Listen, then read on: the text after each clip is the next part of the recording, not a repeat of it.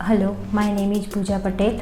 I completed my graduation of engineering in 2014 at SPC Visnagar.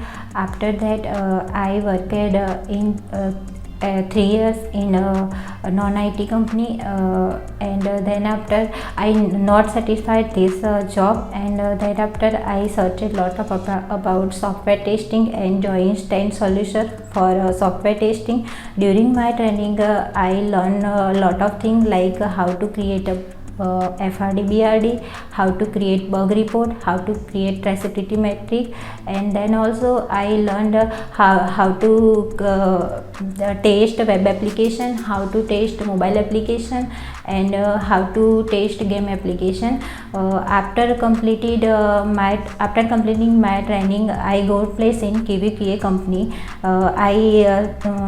I heartily thank to Richa ma'am and Ajay sir for that support, and I highly recommend it to all of you to join STAD Solution for software testing.